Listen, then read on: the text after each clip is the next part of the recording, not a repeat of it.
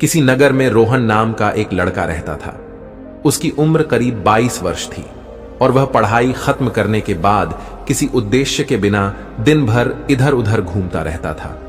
उसे ना किसी काम में रुचि थी, ना ही कोई ऐसा सपना था जिसे पाने के लिए वह मेहनत करता। रोहन के माता पिता उसकी इस स्थिति को देखकर चिंतित रहते थे।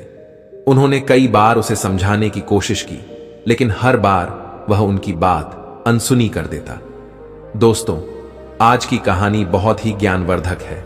कहीं आप कहानी में खो ना जाएं, इससे पहले वीडियो को लाइक और हम ज्ञानी बुद्धा चैनल को सब्सक्राइब कर लीजिए। अगर आप भी गौतम बुद्ध को दिल से मानते हैं तो कमेंट में नमो बुद्धाय लिखना ना भूले। तो चलो कहानी शुरू करते हैं। रोहन की गतिविधियों में निकलता था। वह अक्सर अपने दोस्तों के साथ सड़क किनारे चाय की दुकान पर बैठा गपशप करता। कभी वह मोबाइल पर गेम खेलता तो कभी बिना उद्देश्य के सोशल मीडिया स्क्रॉल करता। धीरे धीरे उसकी यह आदतें उसकी सेहत पर भी असर डालने लगीं। उसका शरीर कमजोर हो गया, आंखें लाल रहने लगीं और वह मानसिक तनाव महसूस करने लगा। उसके मित्र भी उसकी हालत को लेकर मजाक उड़ाने लगे। एक दिन उसके दोस्त ने हंसते हुए कहा, अरे रोहन, तुम तो बस इसी चाय की दुकान के स्थायी ग्राहक बनकर रह जाओगे। तुम्हारे जीवन का क्या उद्देश्य है? यह सुनकर रोहन को बुरा तो लगा, लेकिन उसने अपने दोस्तों के तानों को भी गंभीरता से नहीं लिया।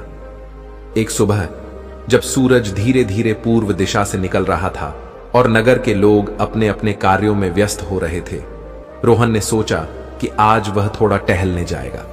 वह यूं ही बिना किसी लक्ष्य के चलते चलते नगर के बाहर स्थित एक पुराने बौद्ध मठ तक पहुंच गया। वहां का वातावरण बहुत शांत और दिव्य था। पेड़ पौधे हरे भरे थे और हवा में एक अद्भुत ताजगी थी। मठ के पास एक बड़ा सा बोधि वृक्ष था, जिसके नीचे एक वृद्ध बौद्ध भिक्षु ध्यान में मग्न बैठे थे। उनका चेहरा तेजस्वी था और उनके व्यक्तित्व में एक विशेष आभा थी। रोहन ने उन्हें कुछ देर तक देखा, उनके पास जाकर बैठ गया। भिक्षु ने आंखें खोलीं और रोहन को अपनी ओर देखते हुए मुस्कुराए। उन्होंने बड़े प्यार से कहा, वत्स, क्या तुम किसी परेशानी में हो? तुम मुझे बहुत विचलित लगते हो।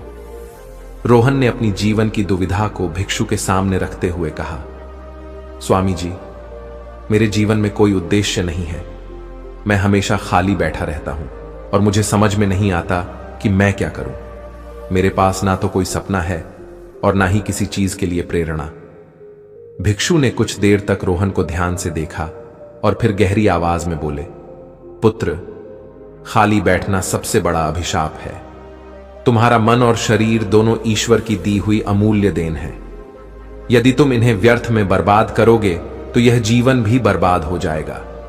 मैं तुम्हें सफलता के 10 नियम बताता हूं। यदि तुम इन्हें अपनाओगे तो तुम्हारा जीवन बदल सकता है।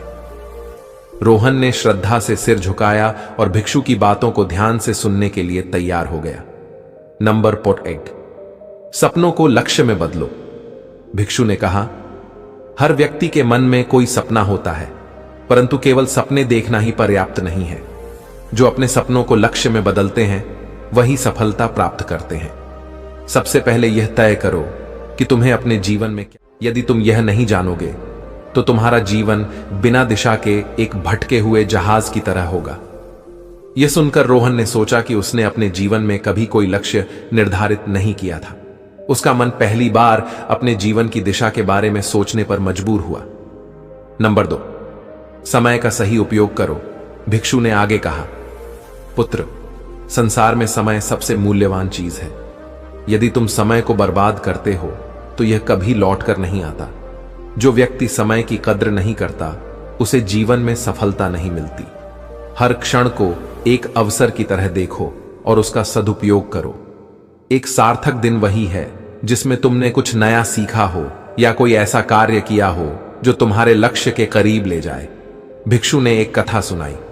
प्राचीन समय में एक राजा था जो बहुत आलसी था। उसके राज्य का हाल बुरा था क्योंकि वह हमेशा सोचता रहता कि वह कल से काम करेगा। एक दिन उसका राज्य शत्रुओं ने छीन लिया। तब उसे एहसास हुआ कि उसका आलस्य और समय की बर्बादी ही उसकी हार का कारण बने। नंबर 3, ध्यान और एकाग्रता को अपनाओ। ध्यान वह साधन है जो तुम्हारे विचलित मन को एकाग्र करता है। यदि तुम प्रतिदिन ध्यान करोगे तो तुम्हारा मन शांत होगा और तुम्हारी एकाग्रता बढ़ेगी, भिक्षु ने कहा। उन्होंने एक बोधक घटना सुनाई। किसी समय एक युवा साधक अपने ध्यान में बहुत परेशानी महसूस करता था। उसका मन भटकता था और उसे कभी शांति नहीं मिलती थी। फिर उसके गुरु ने उसे पेड़ की जड़ों को देखने का निर्देश दिया। साधक ने देखा कि जड़ें जमीन में गहराई तक फैली हैं और मजबूत हैं। गुरु ने कहा, जैसे जड़ें पेड़ को स्थिर बनाती हैं, वैसे ही ध्यान तुम्हारे मन को स्थिर करेगा। तब से साधक का जीवन बदल गया। नंबर 4, विकसित करो, भिक्षु ने रोहन को बताया। हर बड़ा परिवर्तन छोटी छोटी आदतों से शुरू होता है। तुम हर दिन एक नई सकारात्मक आदत अपनाने की कोशिश करो, जैसे सुबह जल्दी उठना, पढ़ाई करना या व्यायाम करना। लगातार छोटे छोटे सुधार तुम्हें महान उपलब्धियों तक ले जाएंगे। रोहन को याद आया कि वह कभी अनुशासन में नहीं रहा था। उसने सोचा कि अगर वह अपनी आदतें सुधारना शुरू कर दे तो शायद उसका जीवन भी बेहतर हो सकता है। नंबर 5, स्वास्थ्य का ध्यान रखो, भिक्षु ने गंभीरता से कहा। एक स्वस्थ शरीर में ही स्वस्थ मन का निवास होता है।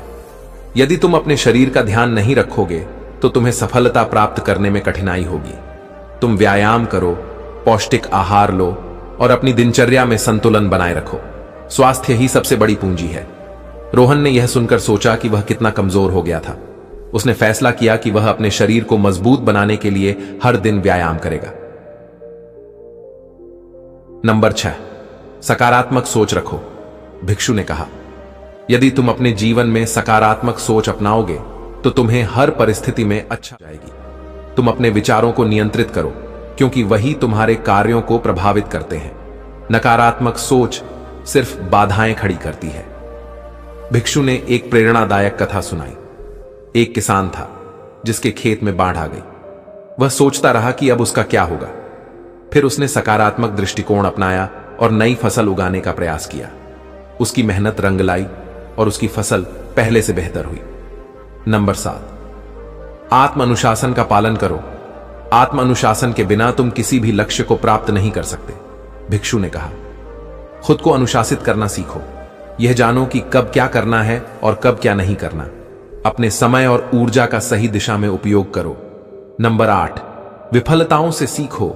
जीवन में असफलता ही तुम्हारा सबसे बड़ा शिक्षक है। विफलताओं को अपने अनुभव की तरह देखो और उनसे सीखो, भिक्षु ने सलाह दी। नंबर 9, हर दिन कुछ नया सीखो, भिक्षु ने कहा। ज्ञान अर्जित करने से तुम अपने जीवन में नई ऊंचाइयां पा सकते हो। हर दिन कुछ नया सीखने की आदत डालो, चाहे वह किताबें पढ़कर हो, किसी विशेषज्ञ से सलाह लेकर या अपने अनुभवों से। सीखने की प्रक्रिया कभी समाप्त नहीं होती। नंबर 10, कभी हार मत मानो। एक बार एक मूर्तिकार ने एक सुंदर मूर्ति बनाने की कोशिश की, पर बार बार उसकी मूर्ति टूट जाती। उसने हार नहीं मानी और हर बार अपनी गलती से सीखता रहा। आखिरकार उसने एक उत्कृष्ट मूर्ति तैयार की जिसने उसे प्रसिद्ध बना दिया। तो दोस्तों, उम्मीद करता हूं आपको यह कहानी पसंद आई होगी। ऐसी और कहानी वीडियो पाने के लिए हम ज्ञानी बुद्धा चैनल को सब्सक्राइब करें और वीडियो को लाइक करें। मिलते हैं फिर किसी ऐसी और कहानी वीडियो के साथ। अपना ख्याल रखें। कमेंट में नमो बुद्धाय लिखना ना भूलें।